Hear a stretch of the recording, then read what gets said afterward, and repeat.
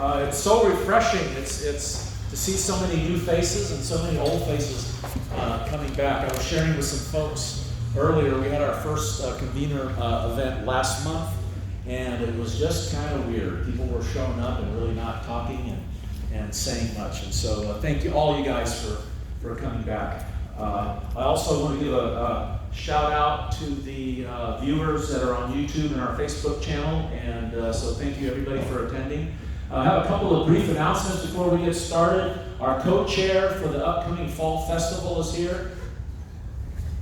Jack? Right here. Oh, there you go. Didn't see it. Can you please give us a brief update about that Fall Festival coming?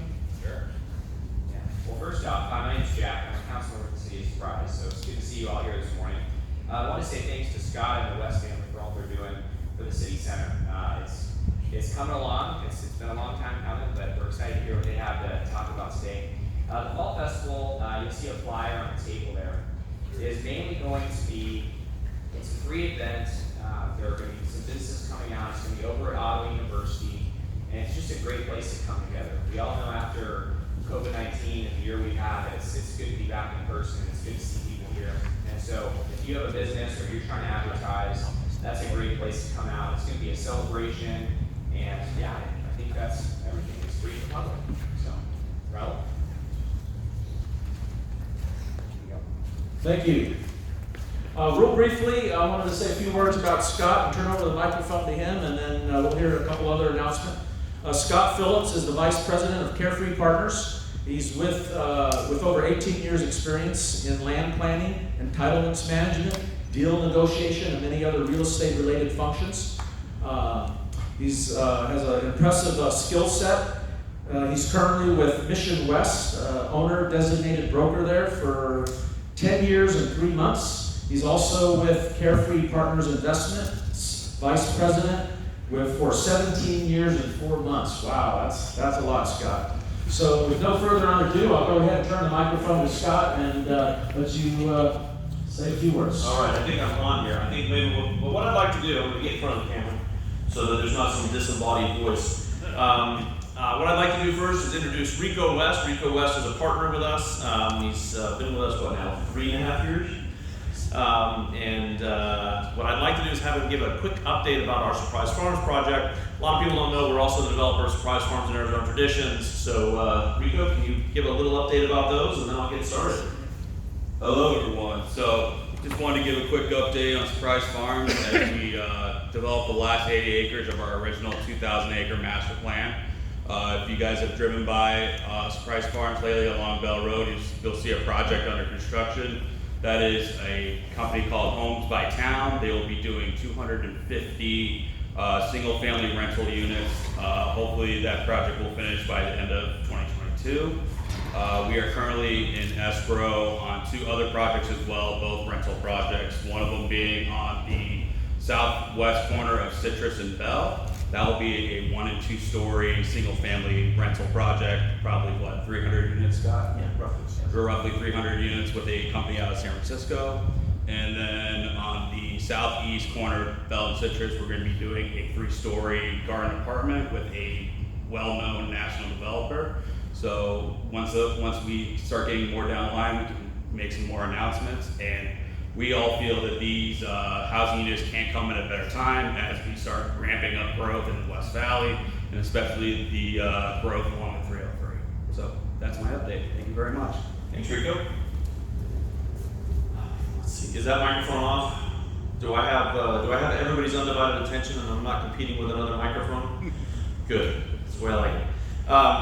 Raul, thanks for the introduction. I need to update some of that information, and apparently I need to update the picture that went out too, because that shows no gray hair and it shows me about 40 pounds lighter. So I need to be a little more accurate in how I advertise who I am.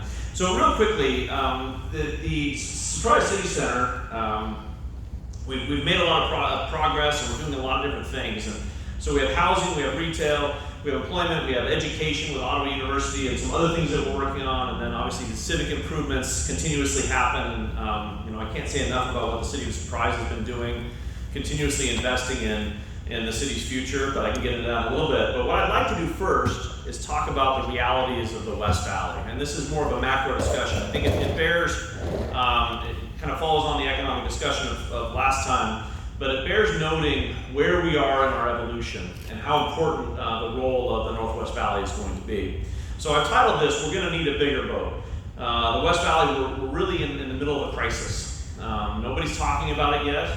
You all have felt it, because if you own a home, you're looking at it going, man, my equity is really good right now. Well, that's a great thing, but it's also a challenging thing that we need to address. So the opportunity right now, I think this data is a couple weeks old, but it's really a 9-day supply of housing.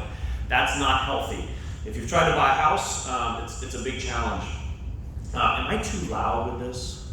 I'm okay. I feel like I'm yelling at everybody. So what that leads to is an affordability challenge.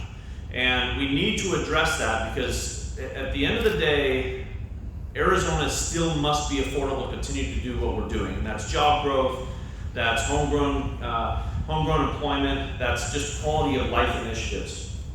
And right now we're dealing with what we have as a chronic supply-demand imbalance. Those who've said, hey, this is just like 2006, it's nothing like 2006. We're actually the victims of our own success. So we have tried over the last 15 years to diversify our economy, change the way we grow jobs, change our education system, and guess what? We've been successful. As a result of that, we have had huge employment growth, diversified employment growth. We're no longer growth driven, as in construction driven. We actually have a diversified economy. Well, as a result of that, we have people who want to live here, and a lot of people, and we're not building enough housing. And this is, in fact, a lot of this is a hangover from 2005, 2006, when we built too much, and we didn't want to ramp back up that production. So here's what we need, and I've kind of distilled this down to some key talking points. We need 8,000, and this is just in the West Valley. I'm not talking valley-wide, this is just in the West Valley. We need 8 to 10,000 rental units annually. We need to build 15,000 new homes. We're not even anywhere near that. We need infrastructure for everything. When I say infrastructure, really what I'm focused on is water and sewer infrastructure. We haven't built enough of that over the last 20 years. And part of that is, it's a challenge to make that investment when last time around, everybody who made those big investments in 2005 got their legs cut out from it, and that includes cities. So it's challenging to say, hey, we're gonna go invest another $50 million in a sewer treatment facility when last time you didn't get paid back for it. So when we're looking at what that means in terms of, this is just private sector investment. That's $1.3 billion in the rental projects. That's $1 billion investment in lots annually. Again, this is just West Valley, and a $2 billion investment in home building annually. So then the question is, what fills that gap? Where is that infrastructure piece? You know, what do governments, and this isn't just local governments, but it's county, regional, state. So how do we balance out those investments and start to drive and enable us to come out of the ground? Because the reality is, if we don't have a place to plug in the sewer, we can't make those investments. So this is one of my favorite authors. I don't know, who's familiar with Thomas Sowell? Okay, the guy's a national treasure. I can't say enough about him. This is, so I'm going to read it for everybody who may not be able to see it. The first lesson of economics is scarcity. There's never enough of anything to satisfy all those who want it. The first lesson of politics is to disregard the first lesson of economics. Now, I'm not saying that the politicians who are in here ignore the first lesson of economics, but, and really what I wanted to do is say, show with this is reality wins every time. So we either deal with reality now, or we're going to deal with reality later. And dealing with reality now is a lot easier. Sometimes politically it's harder, but if we don't deal with it, it's going to cost us a lot more in the long run. So we have some key data, and this is from Elliott Pollock and Company. Elliott said I could use these slides, so I'm going to use them because frankly he has the best data in the state. So if you look at the apartment units delivered and the average rent, and this is a percentage change from a year ago, we continue to go up. Even in a recessionary period, you'll see that rents continue to increase at 4%, over 4% a year. That's unheard of. You see, in the last recession, the rents actually decreased over 2%, 3%. We're still going up even though we were in a recessionary period. And this is very, very recent data. Part of that is we're not delivering enough units based upon demand. Actually, most of that is we're not delivering enough units based upon demand. I have a couple sayings. Supply demand works every time it's tried. It is a key tenet of economics, and if we don't deliver enough supply, we're going to have price increases. So this demonstrates really what that effect is, that average rents continue to increase. This next key data is talking about affordability. Now, we like to see some increase in those housing values. That's great for us long term. To see a spike in housing values and a decrease in affordability to this extent can be a challenge, so we just need to be very careful with that.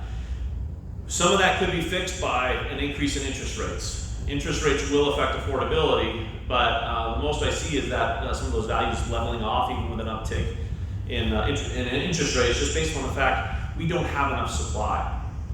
This other piece is really, frankly, encompasses everything. It's the vacancy rates for homeowners and rentals. And again, this is very, very recent data. This is fourth quarter of 2020.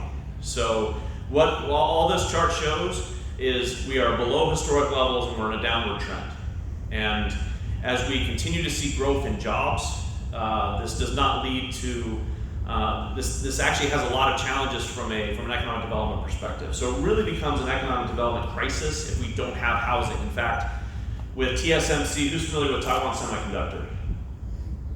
Okay, good. Then for those who didn't raise their hands, Taiwan Semiconductor is a massive, it's a semiconductor plant that's under construction right now, north of 303, just to the west of I-17. Their first phase, I believe, is about $12 billion capital investment. They're going to hire 5,000 people. Where are those people going to live? And they're not hiring them from within the valley. Now, again, from my housing value perspective, I love it. It's going to be great for me. I've lived in the Northwest Valley for 20 plus years. From if you're trying to buy a home, if you're moving here with your family, how does that affect affordability? How does that impact the ability to get other employers in here who have an equal impact on job growth, wage growth?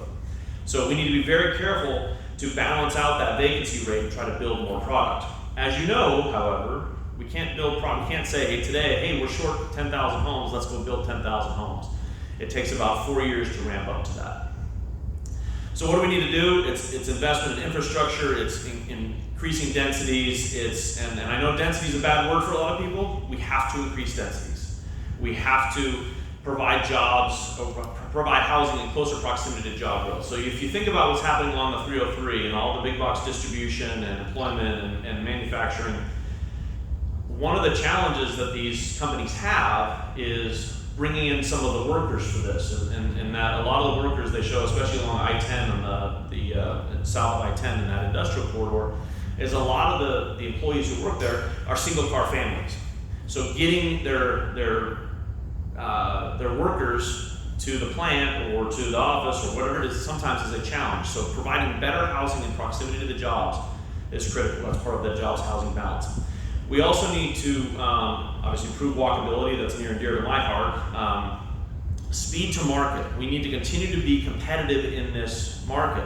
And I would say that the West Valley, for the most part, is really, really good about not bogging down projects with unnecessary bureaucracy.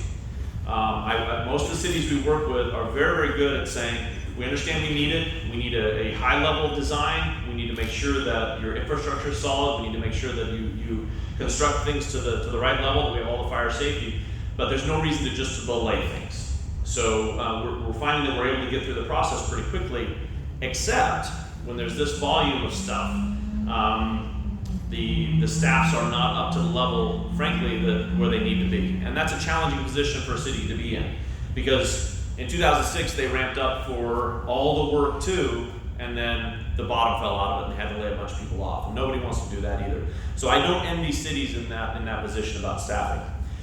The other piece is that alternative financing piece. I talked about having to build that water and sewer infrastructure to be able to plug into water and sewer to build the homes. So what are some of the other options? Community facilities districts, improvement districts, to allow the funding of those on the back of the development to be paid back over 30 years. The problem again is, recently, cities had a lot of challenges with some of their CFDs and got stuck holding the bag when the bottom dropped out of the economy. This time it's different. As I've shown you, the supply demand is the issue, and it's not too much leverage. We don't have too much leverage in this market. So reducing costs, regulatory timing, infrastructure certainty. We can't do anything about lumber. As soon as people start, the mills open and people start cutting down trees again, the lumber prices are going to be back in reasonable level. Has anybody tried to buy a sheet of OSB recently? Yeah, it's expensive, but it won't be forever. So that's coming back to reality. The regional transportation effort is also a key piece, and what I believe that the Northwest Valley, the leadership and Surprise has done a great job continuing to identify what the transportation needs are. I think we're at the point where we need to continue to get those state and federal dollars in here and target the necessary improvements for transportation, not just freeway lane miles, but also transit and local transit. Again, it's about getting people from where they live to their jobs. But like I said, I think the leadership here has driven great conversations at the regional level. We'll have a vote in, Jack, 2024 for the next half-cent sales tax extension. I know there's going to be a lot of information coming out about that. That's going to be important to funnel those highway user revenue funds and the state sales tax into projects that benefit the West Valley. So the why comes back to it's an economic development imperative. If we're going to continue to bring the quality jobs to the West Valley that we are, and we've seen not just Taiwan Semiconductor, which is a game changer, and I don't think anybody truly understands the scope of this project. It's a $12 billion initial investment. It's probably $36 billion long-term in capital improvement, 26 different suppliers, but above and beyond that, it's who supplies the suppliers. It's a little mind-boggling in how we're going to absorb all this. Quality of life, it's important to have affordability. The other interesting phenomenon here is that retail is rooftops now. It used to be that retail followed rooftops, that as soon as you get 10,000 people, you can build a grocery store. Well, with Amazon, every new housing unit generates sales tax for the city. Because how many people here order from Amazon? You're lying. Everybody here orders from Amazon. Don't tell me that. So every time you order, your home is generating that sales tax.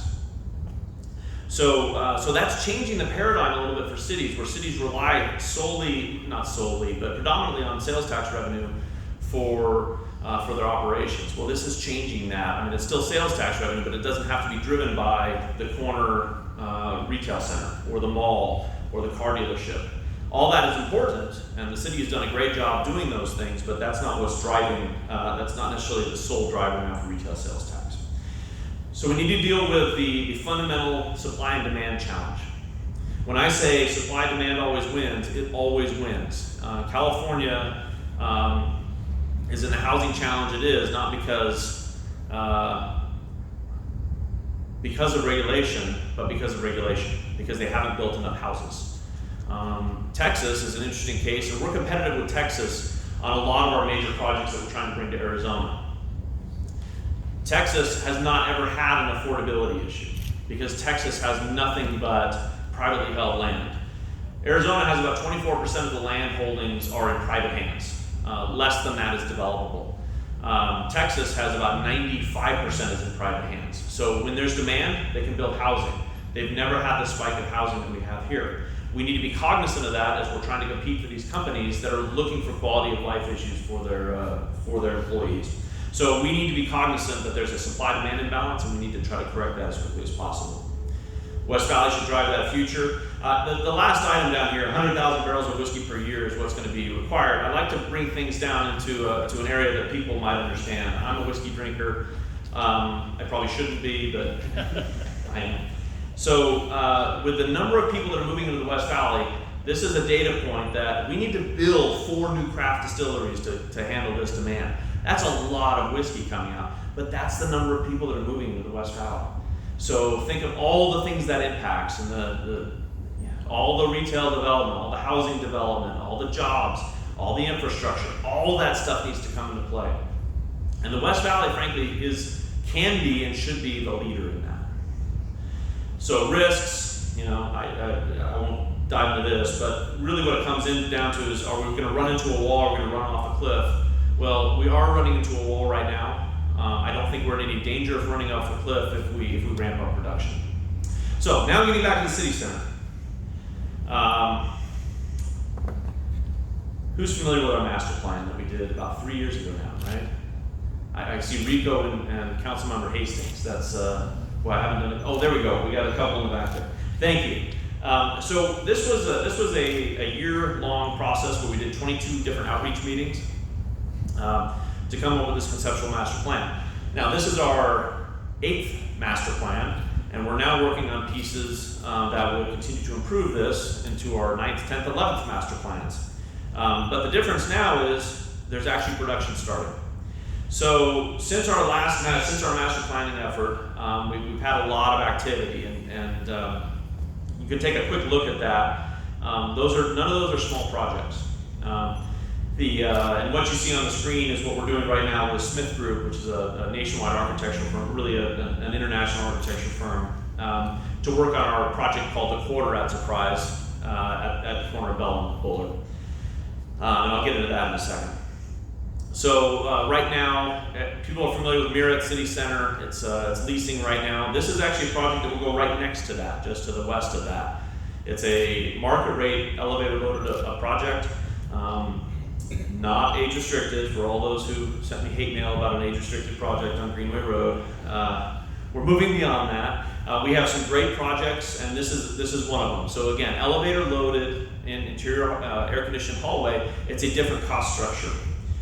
We also have a project on Litchfield Road that we're working on. It's a 3-story walk-up. But our multifamily principles, again, it's that integrated and walkable. We want to make sure that people can walk to things. We want market rate and luxury.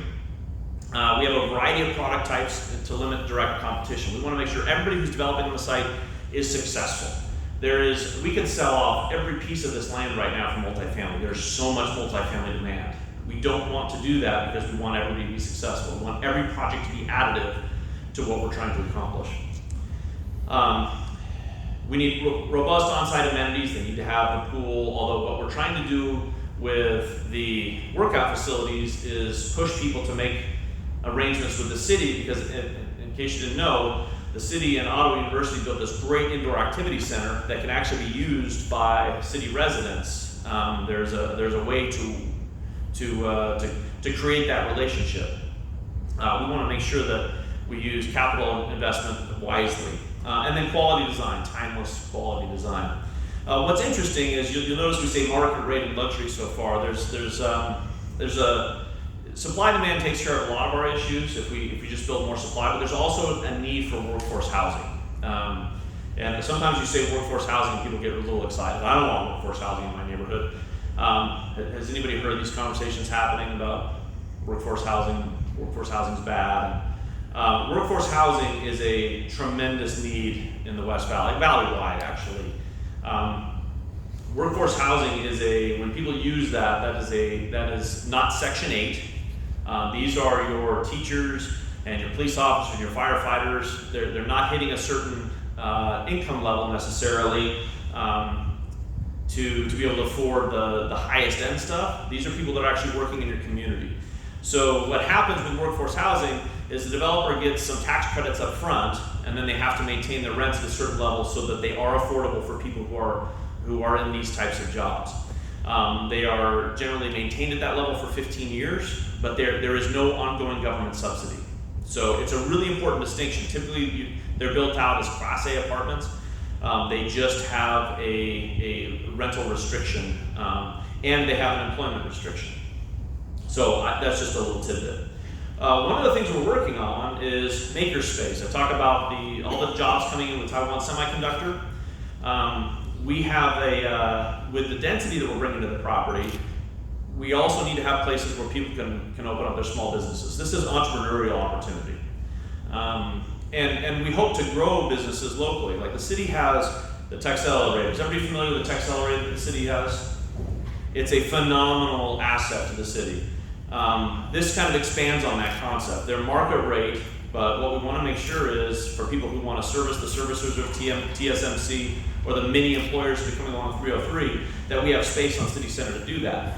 Until the office product gets more legs. Office is a challenge right now. People left the office during COVID, and a lot of people aren't going back. So we have to see how the office kind of fleshes out over the next couple of years to see how much more office demand there's going to be on the site. That's separate from medical. There is medical demand. We're working on that now. But we're kind of excited about this little project that it can drive some really interesting job opportunities. And so for small business owners, we think this is a way to be in the heart of City Center, close to a lot of activity, and be able to run a clean business that can expand also within City Center. So just to summarize where we are, people are like, well, you guys haven't done anything. Well, okay. We've got 1,300 residential units that are in planning and under construction. We've got $300 million in capital investment ongoing. And I don't care who you are, that's a lot of money. And probably another 250 to 300 more on the drawing board. We've got this entrepreneurship opportunity. There's great recreation happening on the site. In fact, we're working with the city on some more potential recreation tourism, sports tourism opportunities. And I will tell you that working in a lot of different cities, the city of Surprise does sports tourism and recreation exceptionally well. I think that's a regional strength. I think all the cities and the communities benefit from that. So we're happy to try to be helpful in that. We also have developed 340 short-term stay beds. That includes the Rangers and Royals project. And we have another 200 plus beds in planning. That's not a small number of rooms, and that's a pretty big capital investment. We've also started retail marketing for the quarter, and we've talked about modernizing the sign program, not just for us, but for the city. So let's talk about the quarter real quickly. The quarter is about 70 acres of what we planned, and that's twice the size of Kierland Commons. Now, it's also going to have a different character and a lot more integrated, multifamily, hopefully office and hotels. So, we're just starting marketing this now. So we'll see where the traction comes. It is important to note that we haven't developed something like this so far because something like this so far could not be developed. It is more important to do this right than right now. I know that Councilmember Hastings has heard me say this, is probably tired of me saying this, but I will continue to beat this drum and say, if we don't do it right, then it's not worth doing.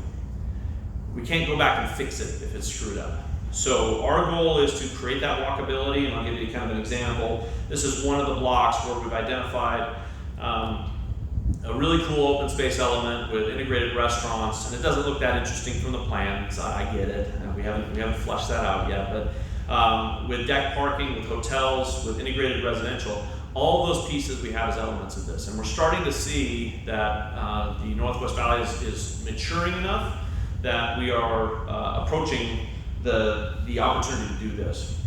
People also ask, is everybody familiar with what's happening now on 303 with Josh Simon, the project he's working out there? It's fantastic. He's doing a great job. And while there is some competition there, we're excited that Josh is able to highlight the fact that Surprise is underserved for retail.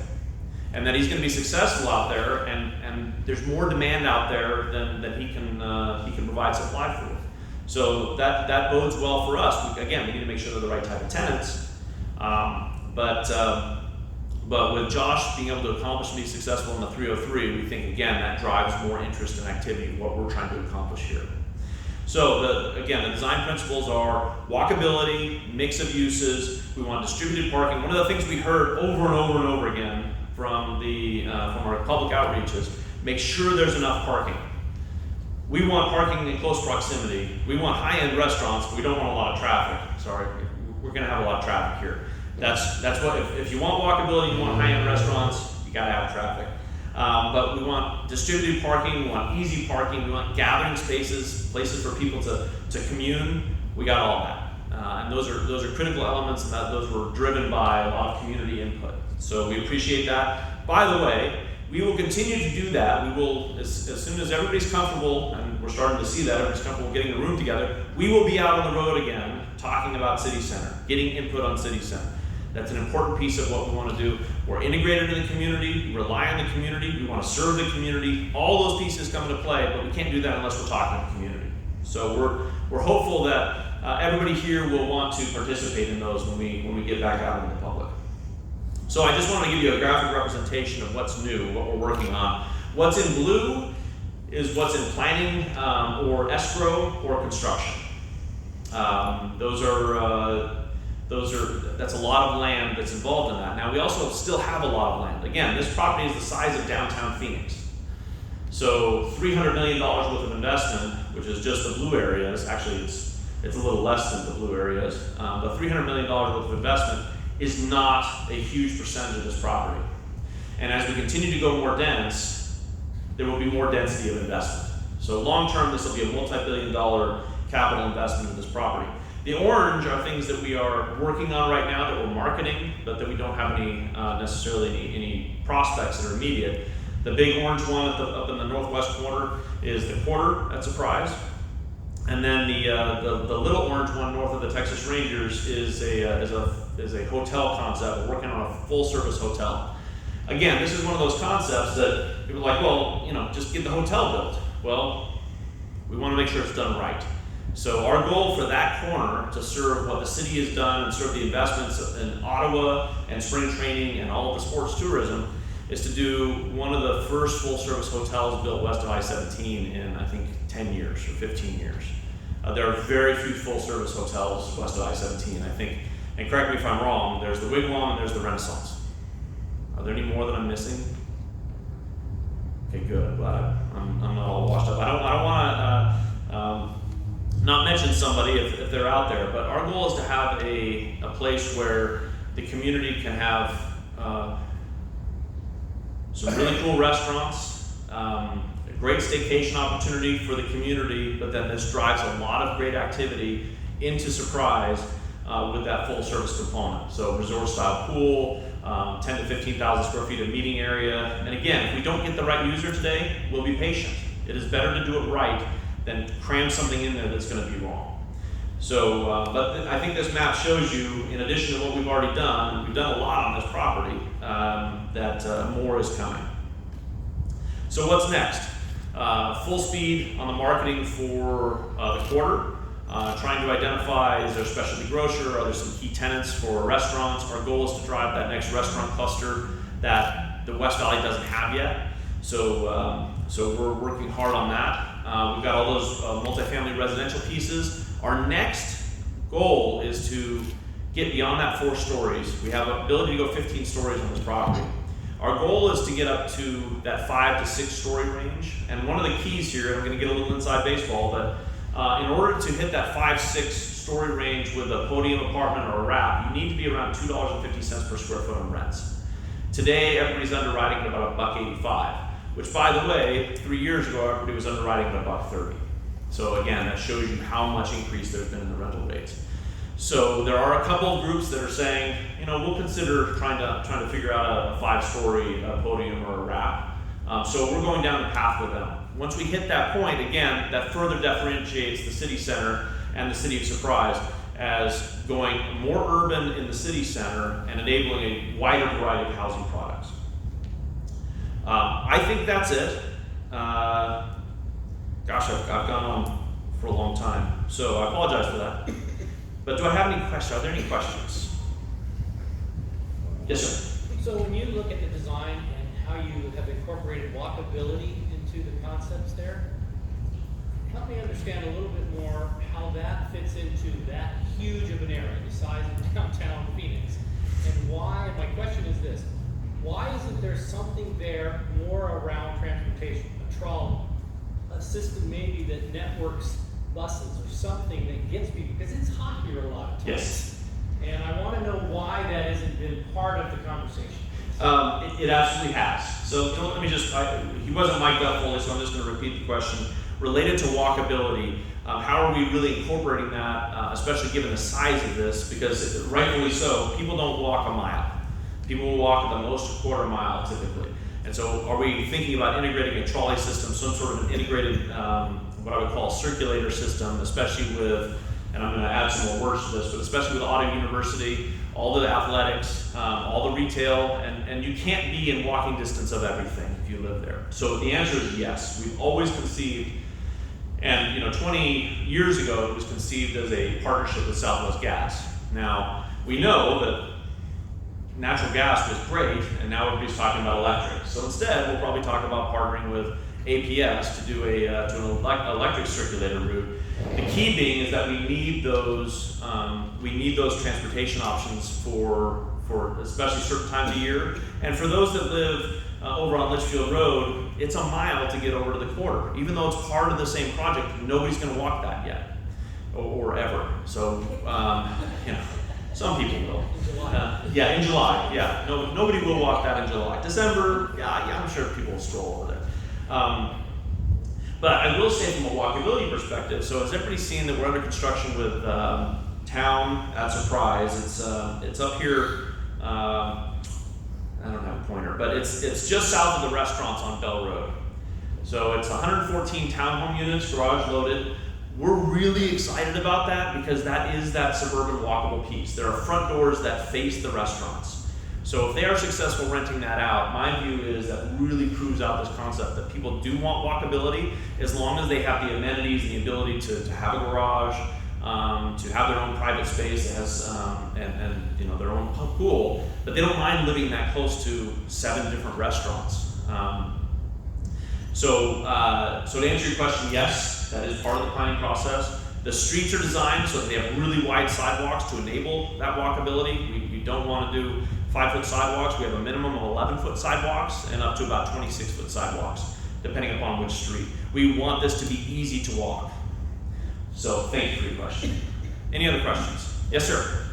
How will the Arizona's future water supply impact this project and others in the region? That's a great question. In fact, you probably know as much or more than I do about the water supply, but I'll prove my ignorance and talk about it.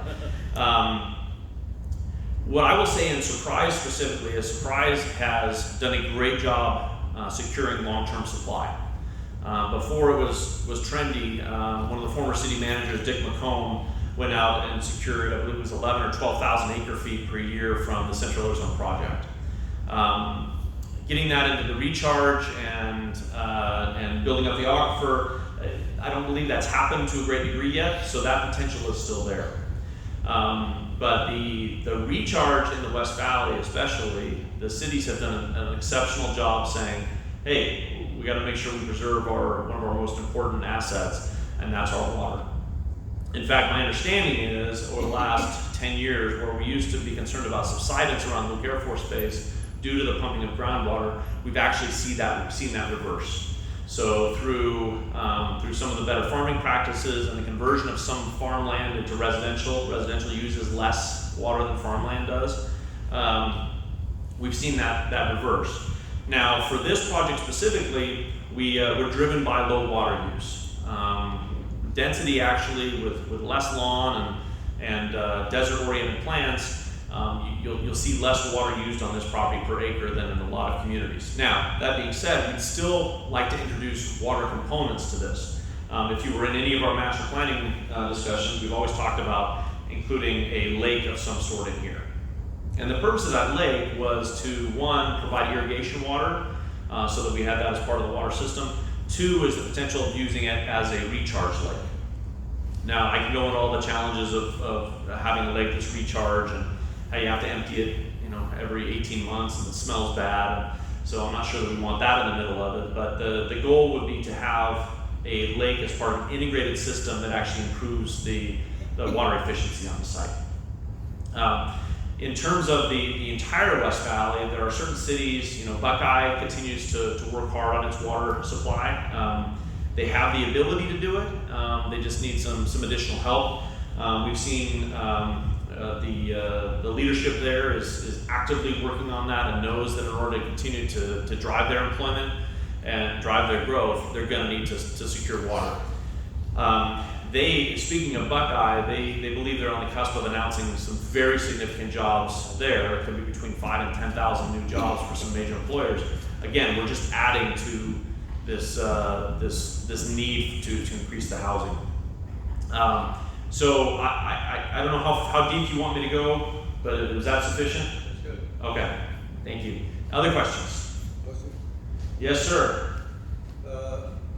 I'm from Sun City West, and I have a committee. I'm chairman of the water committee there.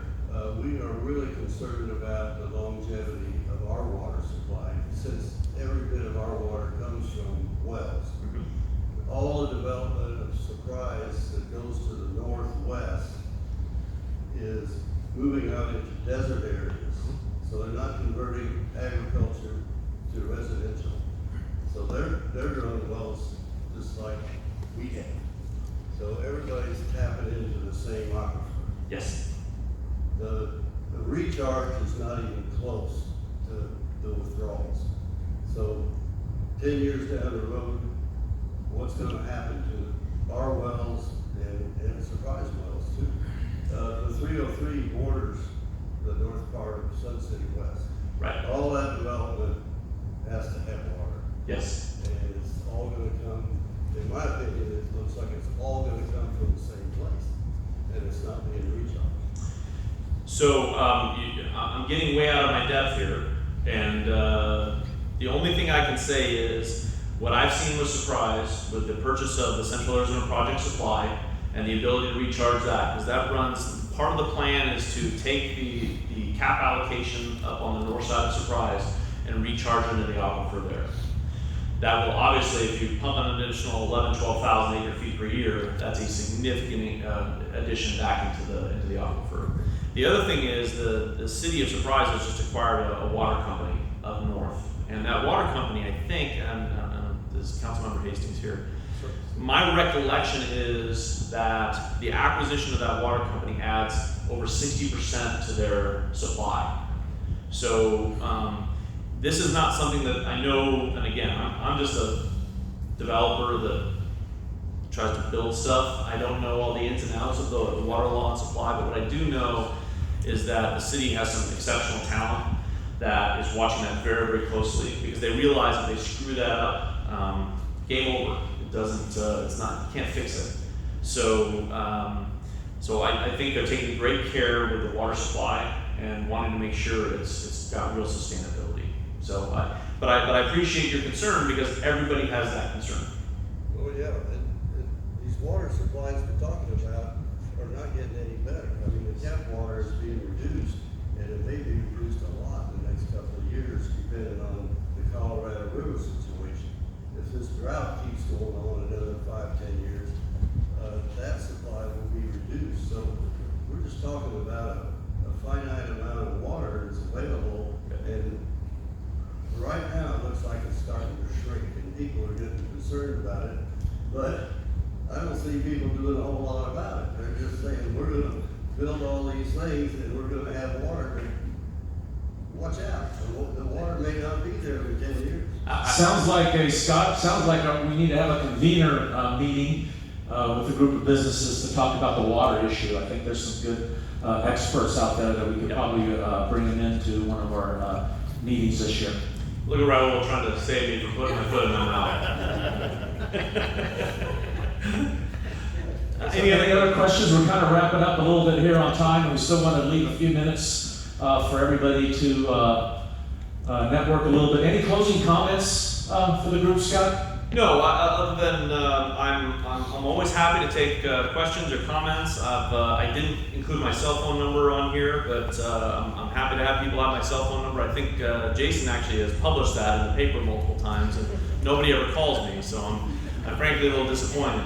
Although Jeff would say I don't return phone calls very well anyway, so why give it out? But I'm always happy to have input. We're excited to see to see all the activity on the site. Understand our commitment is to quality, and we will commit to quality over now. Anyway, thank you very much. It's been a real pleasure to be able to talk to you today. And How about a round of applause for Scott, everybody? Thank you so much for coming out today. You know, I look at that chart and I just see lots of potential.